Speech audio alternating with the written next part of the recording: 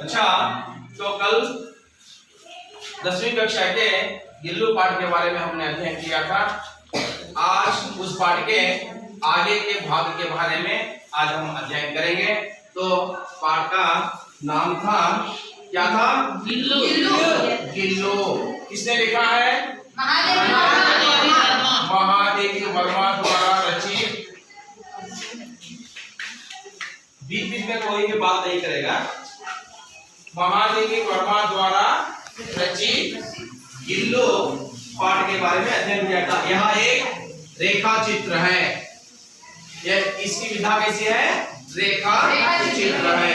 तो चलिए देर न करते हुए पिछली कक्षा में अर्थात कल की कक्षा में हमने जो पाठ किया था आपको उसके संबंधित मैं आपसे 2-3 प्रश्न पूछता हूं, आप उसका ठीक उत्तर दीजिए।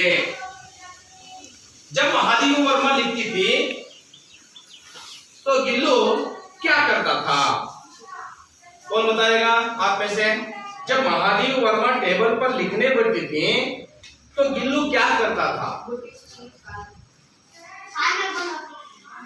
हिंदी में बताना है, सही है, पर मातृभाषा में बताते हो। चलिए मैं अपनी मातृभाषा में ही पूछता हूं, परंतु आपको उस वाक्य को हिंदी में लिखना है, न कि आप कन्नड़ लिखे तो आपको मार्क्स मिल पाएंगे, नहीं मिल पाएंगे। इसलिए आप हिंदी में ही लिखना है। जब महादेवी वर्मा कुछ लिखने बैठती तो गिल्लू क्या करता था? कौन बताएगा आप में से? कौन बताएगा? चलिए कन्नड़ में बताइए। हाँ, इसी वाक्य को हिंदी में बताने का प्रयास कौन करेगा? मैंने आपको पाठ पढ़ाते समय वाक्य बताया है ना? बताया है आपको। चलिए बैठिए। जब महादेवी वर्मा लिखने पड़ती तो वहां गिल्लू गिलहरी महादेवी वर्मा के पैरों तक आकर सर से चढ़ जाता और उसी तेजी से उतरकर झूले में जा बैठता था, है ना? सही है? हाँ। जब महादेवी वर्मा उसको पकड़कर किस में रखती थी? कौन बताएगा? हाँ चलिए बताइए। लिफाफे में। वेरी गुड, सही उत्तर है। चलिए बैठिए। जब महादेवी वर्मा उठकर उस गिल्लू को पकड़ के लिफाफे में रखकर घंटों दीवार के सहारे खड़ा करती थी, जब वह आराम से महादेवी वर्मा अपना लिखने का कार्य करती थी। चलिए ये था पिछली कक्षा में का हमने जो अध्ययन किया था। आज की कक्षा में हम अध्ययन करेंगे आगे के भाग के बारे में। चलिए सब अपनी अपनी पुस्तकें खोलिए, सब अपनी अपनी पुस्तकें देखते हुए आज के पाठ के बारे में देखिए, अध्ययन करेंगे आज हम। मैं पिछली कक्षा में का एक पूरा पैराग्राफ आपके सामने पढ़ूंगा। आपका पूरा ध्यान पुस्तक पर रहना चाहिए। कभी मैं गिल्लू को पकड़कर एक लंबे लिफाफे में इस प्रकार रख देती कि उसके आगे अगले 2 पंजों और सिर के अतिरिक्त सारा लघुगाल लिफाफे के भीतर बंद रहता था। इस अद्भुत स्थिति में कभी कभी घंटों मेज पर दीवार के सहारे खड़ा रहकर वह अपनी चमकीली आंखों से मेरा कार्यकलाप देखा करता था। उसी स्थिति में जो दीवार के सहारे खड़ा होकर लिफाफे में गिल्लू नामक यहाँ गिलहरी का छोटा सा बच्चा महादेवी वर्मा के कार्यकलाप को देखा रहता था। चलिए आज के पाठ के बारे में हम अध्ययन करेंगे। भूख लगने पर चिक चिक करके मानो वह मुझे सूचना देता और काजू या बिस्कुट मिल जाने पर उसी स्थिति में लिफाफे से बाहर वाले पंजों से पकड़कर उसे उतरता रहता। चलिए मेरी तरफ देखिए। उस स्थिति में महादेवी वर्मा वह गिलहरी को घंटों रखकर अपना कार्य करते रहती थी। अपना कार्य करते रहते समय जब गिलहरी के बच्चे को गिल्लू को भूख लग जाए, अगर क्या करता था, चिक चिक जैसा आवाज निकालकर, चिक चिक करके पुकारता महादेवी वर्मा को सूचना देता था, मुझे भूख लगी है। जैसे छोटा सा बच्चा भूख लगने पर अपने माँ के पीछे पीछे दौड़ता रहता है, आपने शायद अपने घरों में देखा होगा। छोटा सा बच्चा घरों में जब उसे भूख लग जाए माँ को सताता है दूध पीने के लिए या कुछ खाने के लिए, माँ को सताता रहता है। उसी तरह यहाँ पर महादेवी वर्मा ने उस जीव को लिफाफे के अंदर रखा और लिखने बैठी। जब उसे भूख लग जाए तो वह चिक चिक जैसी आवाज करके महादेवी वर्मा को पूछता था कि मुझे भूख लगी है। हाँ, तब महादेवी वर्मा को मालूम हो जाता था यह जीव को अब क्या है, भूख लगी है, इसको क्या देना है, उसका प्रिय खाद्य काजू और बिस्कुट देना है। यह समझकर महादेवी वर्मा उसको क्या देती थी, काजू और बिस्कुट उसे खाने के लिए देती थी। आप देख सकते हैं लिफाफा इस तरह होता था, इसके अंदर वह जीव छिपा रहता था। अगले दो पंजे और सिर के अतिरिक्त पूरा लघुगार इस लिफाफे के अंदर रहता था। अगले दो पंजों से, पंजे अर्थात पंजे कई गड़ू, हाँ, अपने दो पंजों से वह उतरता रहता था। चलिए, उतरता इसका अर्थ क्या है, चलिए सब लिख लीजिए। उतरता, यह शब्द आया हुआ है आपके सामने, उतरता है ना। उतरता इसका अर्थ क्या है, हाँ, कड़ी उत्तर तिन्नूडू, कड़ी उत्तर ತಿನ್ನುವುದು, ಅದು ಕಡಿತಾ ಇರುತ್ತೆ, ಕುಟುಕ್ ಕುಟುಕ್ ಕುಟುಕ್ ಅಂತ ಕಡಿತಾ ಇರುತ್ತೆ ನೋಡಿ. ಒಂದು ಕೋಳಿಗೆ ಯಾರೋ ಒಂದು ಅಗಲು ಸಿಕ್ಕಿದ್ರೆ ಏನ್ ಮಾಡ್ತದೋ, ಕಡಿತಾ ಇರುತ್ತೆ ಅಂತಾನೆ. ಒಂದು ಕಾಗೆಗೆ, ಒಂದು ಗುಬ್ಬಿಗೆ ಅಥವಾ ಒಂದು ಯಾರೋ ಒಂದು ಪಕ್ಷಿಗೆ ಒಂದು ಏನಾದರೂ ಒಂದು ವಸ್ತು ತಿನ್ನ ಸಿಕ್ಕಿದ್ರೆ ಅದನ್ನ ಏನ್ ಮಾಡುತ್ತೆ, ಕಡಿತಾ ಇರುತ್ತೆ. ಸೊ ಇದೇ ತರಹ ಇಲ್ಲೂ ಕೂಡ ಆ ಅಳಿಲಿನ ಮರಿಗೆ ಮಹಾದೇವಿ ವರ್ಮ ಅವರು ಕೊಟ್ಟಿರುವಂತಹ ಅದರ ಪ್ರಿಯವಾದ ಖಾದ್ಯ ಕಾಜು ಮತ್ತು ಬಿಸ್ಕತ್ ಅನ್ನ ಅದೇನ್ ಮಾಡ್ತಾ ಇತ್ತು, ತಿಂತಾ ಇತ್ತು. ಸರಿನಾ? चलिए आगे देखिए। हाँ, इसमें आने वाले जो मैंने आपको बताया था चिक चिक जैसा एक शब्द आया हुआ है, इसको व्याकरण दृष्टि में कैसा शब्द कहते हैं, अनुकरण। चिक चिक शब्द कौन बताएगा, वेरी गुड, किसने बताया, हाँ रवि, वेरी गुड, बिल्कुल सही है। चिक चिक यहाँ व्याकरण की दृष्टि में कैसा शब्द है, द्विरूक्ति शब्द है। कैसा है, द्विरूक्ति। मैं यहाँ पर श्याम पट पर लिखता हूँ, आप लिख लीजिए द्विरूक्ति शब्द। जैसे दोनों ही शब्द वैसे ही आएंगे तो उसी को हम द्विरूक्ति कहेंगे। अगर कोई दोनों शब्द अलग अलग आएंगे तो हम उसको युग्म शब्द कहेंगे। तो मैंने पिछली कक्षा में आपको शायद बताया होगा, है ना। आगे पीछे, इधर उधर, आस पास, ऊपर नीचे, ये सब कैसे शब्द हैं, युग्म शब्द हैं। सही। अब देखिए यहाँ चिक चिक शब्द, दोनों शब्द क्या है, सेम है, वैसे ही है, तो इसको हम कहेंगे द्विरूक्ति। अब इसमें आगे के पैराग्राफ से देखिए, गिल्लू को, फिर गिल्लू के जीवन का प्रथम वसंत आया। बाहर की गिलहरियां खिड़की की जाली के पास आकर चिक चिक करके न जाने क्या कहने लगी। गिल्लू को जाली के पास बैठकर अपनेपन से बाहर झांकते देखकर मुझे लगा कि इसे मुक्त करना आवश्यक है। तो चलिए सबका ध्यान रख दीजिए। जब महादेवी वर्मा उसको काजू और बिस्कुट देती तो वह उन खाद्य को खाकर अपना दिन गुजारता था। आप देखिए गिलहरियों की प्रथम वसंत आई, जैसे उनका एक संतोषमय समय आ गया। कैसा समय, वह बाहर जाकर खेलने का। अब देखिए जैसे आप कन्नड़ में कहते हैं ಬೇಸಿಗೆ ಕಾಲದಲ್ಲಿ ಏನಾಗುತ್ತೆ, ಗಿಡ ಮರಗಳಲ್ಲಿ ಎಲೆಗಳು ಅವೆಲ್ಲ ಇರ್ತಾವ, ಎಲ್ಲ ಉದುರಿ ಹೋಗಿರ್ತವೆ. ಆಲ್ಮೋಸ್ಟ್ ಎಲೆಗಳು ಎಲ್ಲ ಗಿಡ ಮರಗಳು ಸ್ವಲ್ಪ ಆಲ್ಮೋಸ್ಟ್ ಆಲು ನೀರು ಕೊಡ್ತಕ್ಕಂಥ ಗಿಡಗಳನ್ನ ಬಿಟ್ಟು ಉಳಿದವೆಲ್ಲ ಹೊರಗಡೆ ಬೆಳೆದಿರುವಂತಹ ಏನಾಗಿರ್ತವೆ, ಎಲ್ಲ ಒಣಗಿರ್ತವೆ. ನೀವೆಲ್ಲ ನೋಡಿರ್ತೀರಾ. सो यहाँ पर उस समय गिलहरियों का बाहर जा खेलना सही नहीं रहता. उनका भी एक दिन आता है, उनका भी एक समय आता है, उनका भी एक ऋतु आता है. ऋतु अर्थात समय, कालमाना. जब गिलहरियों का प्रथम वसंत आया कि वह बाहर जाकर खेले.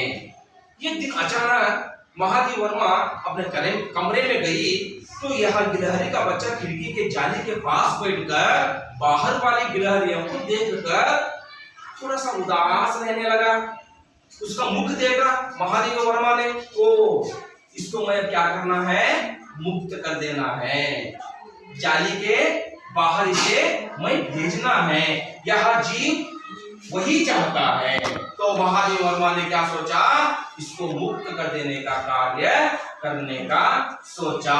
देखिए इल्ले ಒಂದು ದಿನ ಆ ಅಳಿಲಿನ ಮರಿ ಆ ಕಿಟಕಿಯ ಪಕ್ಕ ಹೋಗಿ ಕುತ್ಕೊಂಡು ಹೊರಗಿನ ಅಳಿಲಿನ ಮರಿಗಳಿಗೆ ನೋಡ್ತಾ ಇರುತ್ತೆ.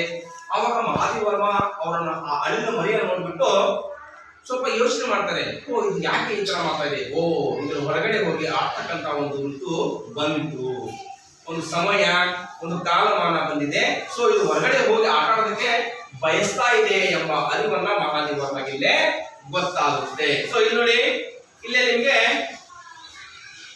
मैंने आपको दिखाया है बाहर, इसका विलोम रूप होगा, मैंने पिछली कक्षा में आपको शायद बताया है, दिखाया है अंदर. सही है ना. और देखिए यहाँ पर खिड़की का शब्द का अर्थ क्या है, खिड़की जो आप कहेंगे कन्नड़ में. और चिक का मैंने जो अभी बताया है आपको, यहाँ एक द्विरूपी शब्द है. और यहाँ पर देखिए जाली, जाली का अर्थ क्या हो गया, जो हम अंग्रेजी भाषा में कहते हैं मेस, जो हम अपनी खिड़की को बताया है, हाँ जाली, जो हम कन्नड़ में कहते हैं. और इसके अंग्रेजी भाषा में कहते हैं मेस, मेस कहते हैं ना, उसको हम हिंदी में कहते हैं जाली. इसको क्या कहते हैं, हम जाली कहते हैं. चलिए लिख लेते हैं या आपको मालूम हो जाएगा. चलिए लिख लीजिए, जाली अर्थात इसका अर्थ क्या है, लिख लीजिए. जाली यानी मेस, ऐसा लिखिए, जाल भी कर लिख लीजिए. जाल भी अर्थात मेस. आपको मालूम हो जाए बस उतना ही काफी है. यह शब्द का अर्थ आपको मालूम हो जाए बस उतना ही काफी है. और यहां पर देखिए मुक्त, वेरी गुड. विलोम शब्द क्या है इसका, विलोम रूप देखिए, आपस में कोई बात नहीं करेगा, पूरा ध्यान मेरे तरफ. मुक्त, इसका विलोम रूप क्या होगा, मुक्त, वेरी गुड. बंधन, क्या होगा, बंधन. बंधन इसका विलोम रूप होता है मुक्त.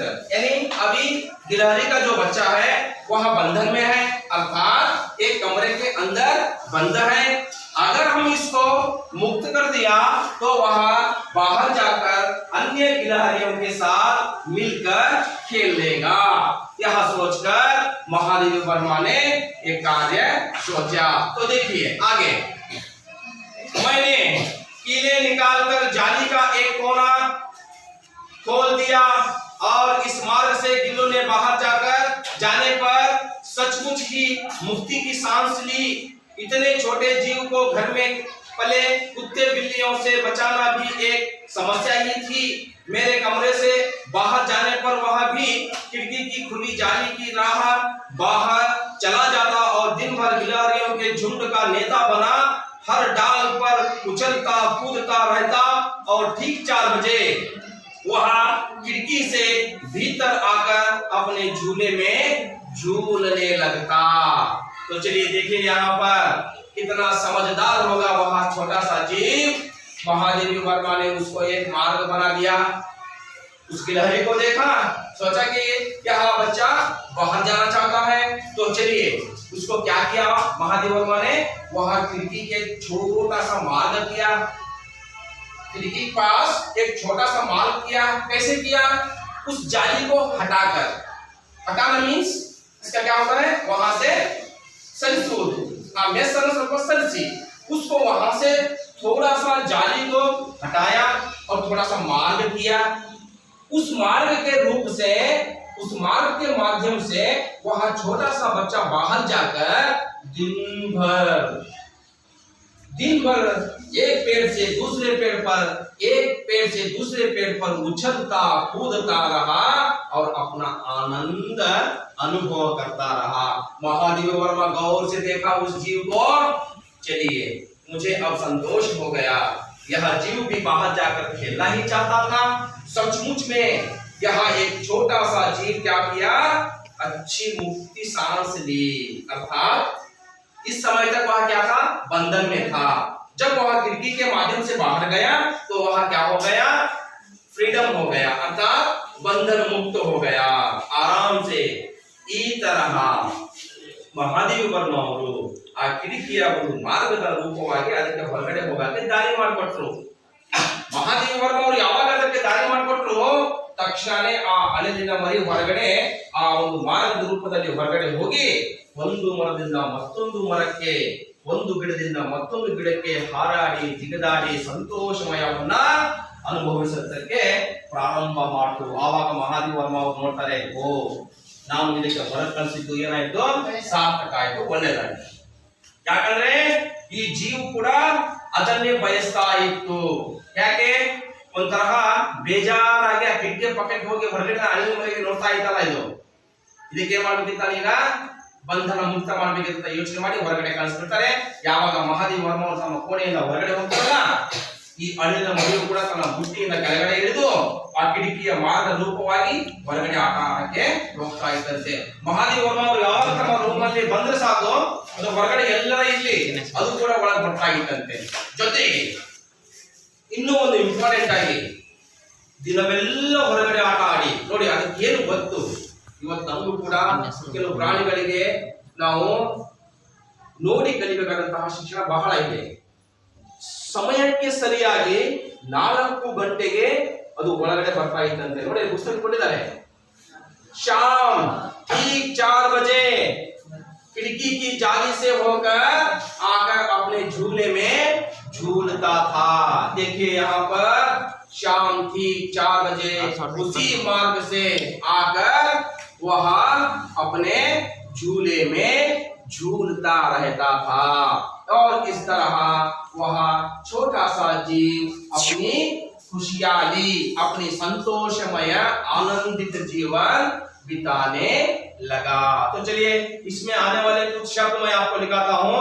कीले परकले, कीले इधर ले, सरपली, कब्बिण सरपली, ಅಲ್ಲಿ ನೋಡಿ ಕಿಟಕಿ ನಡುವೆ ಬಂದವಲ್ಲ ಅಡ್ಡ ಸರ್ಪಳಿ, ಕಬ್ಬಿಣದು, ಅದಕ್ಕೆ ಹಿಂದಿರಿ ಕೀಲೆ ಅಂತಾರೆ। ಕಬ್ಬಿಣದ ರಾಡು ಅಂತ ಬರ್ಕಡೆ ಅಥವಾ ಹೌದಲ್ಲ, ಕಬ್ಬಿಣದ ರಾಡು ಬಂದವಲ್ಲ ಕಿಟಕಿಗೆ, ಇವಾಗ ಇಲ್ಲಿ ಕಿಟಕಿ ಬಂದವಲ್ಲ ಕಬ್ಬಿಣದ್ದು, ಅವಕ್ಕೆ ನಾವು ಕೀಲೆ ಅಂತ ಕರಿತೀವಿ ಹಿಂದಿಯಲ್ಲಿ, ಸರಿನಾ? ಓಕೆ, ಆಮೇಲೆ ಮತ್ತೊಂದು ನಾವು ವಿಲೋಮ ಶಬ್ದವನ್ನ ಬಳಸಬೇಕಿತ್ತು। ಸೊ ವಿಲೋಮ ಶಬ್ದ ಇಲ್ಲಿ ಬಂದಿದೆ, ಜೀವನ್ ಏನ್ ಬರುತ್ತೆ, ವೆರಿ ಗುಡ್, ಎಲ್ಲರೂ ಗಮನ ಈ ಕಡೆ ಇರಬೇಕು। जीवन मरण, होगा प्रथम वसंत यानी पहला वसंत, सही है ना? और देखिए यहाँ पर और भी कुछ शब्द आए हुए हैं। कोना, कोना इसका क्या होगा, मूले। यहाँ पर देखिए 4, इस कमरे में 4 कोने हैं, 1 2 3 और 4 कोना है, मूले पकड़े। आप सबका ध्यान मेरी तरफ ही होना है, कहां होना है, मेरी तरफ ही होना है।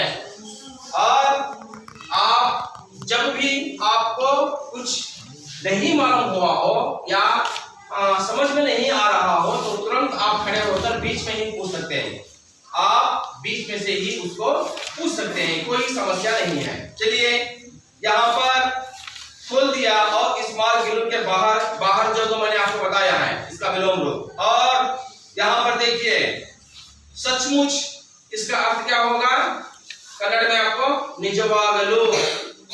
सचमुच इसका अर्थ क्या है निजवागलु ಅಂತ ಹೇಳ್ತೇವೆ ನಾವು ಆ तरह। और मुक्ति मैंने आपको लिखाया है शापट पर, इसका विलोम रूप बंधन। और छोटे जीव, छोटे छोटे इसका अर्थ क्या होगा। चलिए यहाँ पर देखिए मैंने आपको इस पैराग्राफ में जो शब्द आएंगे, अन्यवचन हो, लिंग हो, विलोम हो या कोई व्याकरण से संबंधित शब्द हो, मैं आपको शापट पर लिखाता हूँ। जैसे कि यहाँ पर देखिए सचमुच, निजवागलु आपको मालूम हो गया। हाँ यहाँ पर देखिए सांस, सांस यहाँ शब्द है, लिख लीजिए सांस, इसका अर्थ क्या है उसीरो। क्या है हाँ, बीच में कोई बात नहीं करना है। यदि आपको कोई समस्या है, दिक्कत है तो मुझे पूछिए, मैं आपको बताऊंगा, सही है ना। कोई आपको मालूम नहीं हुआ शब्द तो सीधे मुझे पूछिए, मैं बताऊंगा आपको, सही है। हाँ सांस, इसका अर्थ हो गया उसी रूप। और इसमें आपके छोटे, इसका विलोम छोटे, इसका विलोम क्या होगा बड़े। वेरी गुड, बड़े। देखिए इतने शब्द हैं, आप देखिए ध्यानपूर्वक शामपट पर देखिए और मैं जो बताता हूँ उसको समझिए और आप जो पुस्तिका देखिए। 3 काम आपके साथ एक साथ हो जाएंगे और आपको सब कुछ मालूम हो जाएगा। और यहाँ पर कुत्ते बिल्लियों, कुत्ते बिल्लियों यहाँ एक कैसा शब्द है युग्म शब्द है। वेरी गुड, क्योंकि दोनों शब्द अलग अलग हैं। कुत्ते बिल्लियों अर्थात दोनों शब्द अलग अलग हैं। और बचाना भी एक समस्या ही है। कमरे से बाहर जाने पर वहां भी खिड़की की खुली जाली के बाहर चला जाता और दिन भर गिले होने के। और एक लिख लीजिए झुंड, झुंड लिख लीजिए।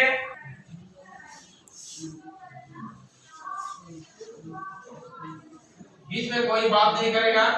झुंड क्या है गुंपु, क्या है देखिए ನೋಡಲೇ ಆ ಸಣ್ಣ ಅಳಿಲಿನ ಮರಿ ಹೊರಗಡೆ ಹೋಗಿ ಒಂದು ಮರದಿಂದ ಒಂದು ಮರಕ್ಕೆ, ಒಂದು ಗಿಡದಿಂದ ಇನ್ನೊಂದು ಗಿಡಕ್ಕೆ ಹಾರಾಡಿ ಜಿಗಿದಾಡಿ ಸಂತೋಷವನ್ನ ವ್ಯಕ್ತಪಡಿಸುತ್ತಾ ಆಟವಾಡುತ್ತಾ ಇನ್ನು ಅನೇಕ ಅಳಿಲಿನ ಮರಿಯ ಒಂದು ಮುಖ್ಯಸ್ಥನಾಗಿ ಆ ಎಲ್ಲಾ ಅಳಿಲಿನ ಮರಿಯ ಗುಂಪಿಗೆ ಇವನೇ ಮುಖ್ಯಸ್ಥ, ಇವನೇ ನೇತಾ. ನೇತಾ ಅಂದ್ರೇನು ನಡೆ ಬರ್ತಾರೆ. ನೇತಾ ಅಂದ್ರೆ ಮುಖ್ಯಸ್ಥ, ಮುಖ್ಯಸ್ಥ.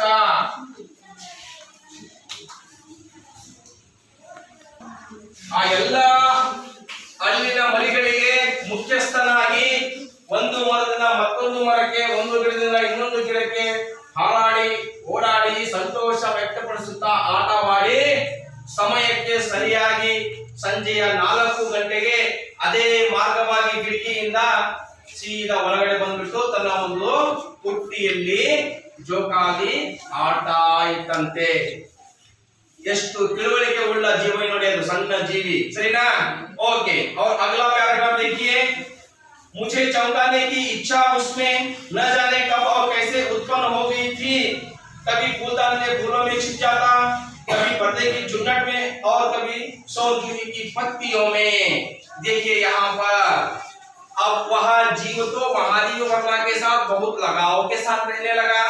लगाव अर्थात प्रेम वात्सल्य के साथ रहने लगा। और जब वह सोचा कि महादेव वर्मा को भयभीत की जाए, मुझे महादेव वर्मा को डराना है, यहाँ छोटा सा जीव सोचने लगा। चलिए वह क्या करता था, वह छोटा सा जीव महादेव वर्मा को डराने के लिए, चौंकाने के लिए क्या करता था, तो फूलदान के फूलों में छिप जाता।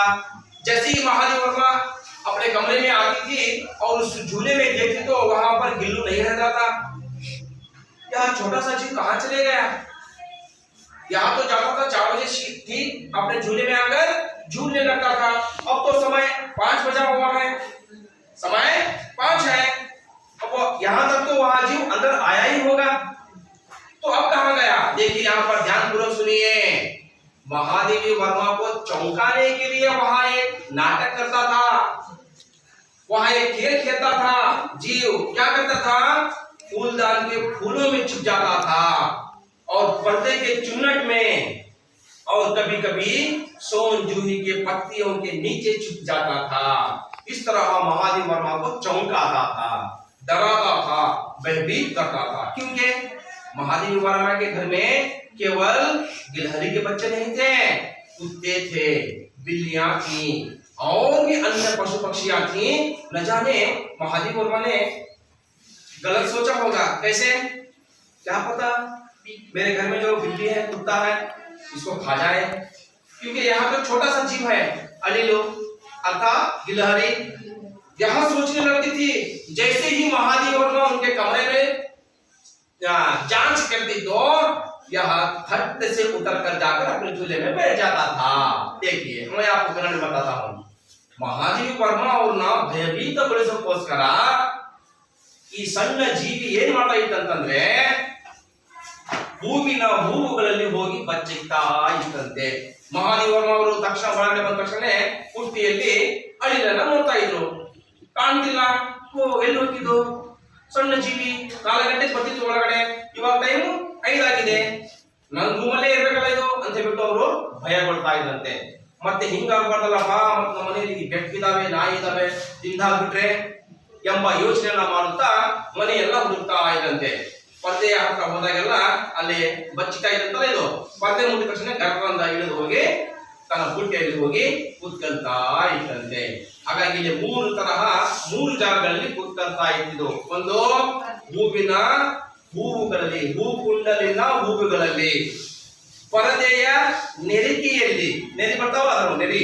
ಈಗ ನೀವು ಕಾಟನ್ ಅಂತ ಹಾಕ್ತಾರಲ್ಲ ಕಿಟಕಿಗೆ, ಕಾಟನ್, ಆ ಕಾಟನ್ ಸ್ವಲ್ಪ ನೆರಿಯಾಗಿ ಬರುತ್ತಲ್ಲ, ಆ ನೆರಿಯಲ್ಲಿ ಹೋಗಿ ಬಚ್ಚಿಕ್ತಾ ಇದ್ದಂತೆ. 3ನೇದು ಏನಪ್ಪಾ ಅಂತಂದ್ರೆ ಸೋನ್ ಜೂಹಿ ಅಂತ ಹೇಳ್ಬಿಟ್ಟು ಒಂದು ಇದು ಗಿಡ, ಇದರ ಎಲೆಗಳು ಅಗಲವಾಗಿ ಬರ್ತವೆ, ಆ ಎಲೆಗಳ ಕೆಳಗಡೆ ಹೋಗಿ ಬಚ್ಚಿಕ್ತಾ ಇತ್ತಂತೆ ಇದು. ನೋಡಿ, ಅದಕ್ಕೆ ಆಸೆ. ಮಹಾದೇವಿ ವರ್ಮ ಏನ್ ಮಾಡ್ಬೇಕಪ್ಪ?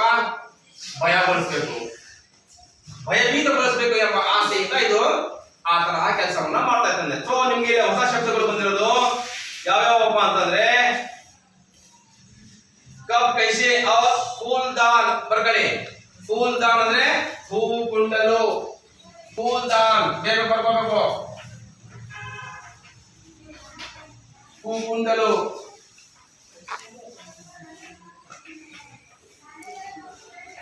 नेक्स्ट। और जैसे ही छिप, इसका अर्थ क्या है? छिप इसका अर्थ क्या है? छिप अंद्रेನು? छिपನ ಅಂದ್ರೇನು? ಮರೆ ಮಾಚುವುದು. ಮರೆ ಮಾಚು ಅಂದ್ರೆ ಬಚ್ಚಿಕೊಳ್ಳೋದು ಅಂತ.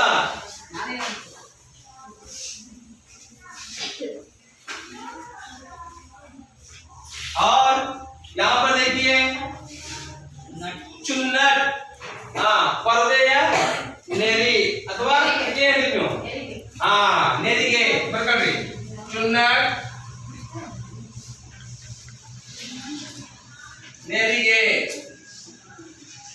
नेक्स्ट आप सब उसको लिख लेना है, ಎಲ್ಲರೂ ನೀಟಾಗಿ ಬರ್ಕೋಬೇಕು. ನೀವಾಗಿ ಮನೆಯಲ್ಲಿ ಕುಂತು ಪಾಠ ಓದ್ಕೋಬೇಕಾದ್ರೆ ಇವೆಲ್ಲ ನಿಮಗೆ ಹೆಲ್ಪ್ ಆಗ್ತವೆ, ಪಾಠ ಬೇಗ ಅರ್ಥವಾಗುತ್ತೆ. और कभी सोन जूही की पत्तियों में, सोन जूही ಬರ್ಕೊಳ್ಳಿ, सोन जूही,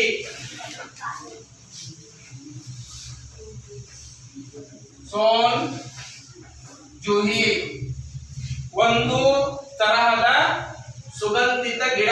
ಬರ್ಕೊಳ್ಳಿ, ಒಂದು ತರಹದ सुगंधित गिड़ा। देख लिया? हाँ, आगे का देखिए, मेरे पास बहुत से पशु पक्षी हैं और उनका मुझसे लगाव भी कम नहीं है, परंतु उनमें से किसी को मेरे साथ मेरी थाली में खाने बनाने की हिम्मत हुई है ऐसा मुझे स्मरण नहीं आता।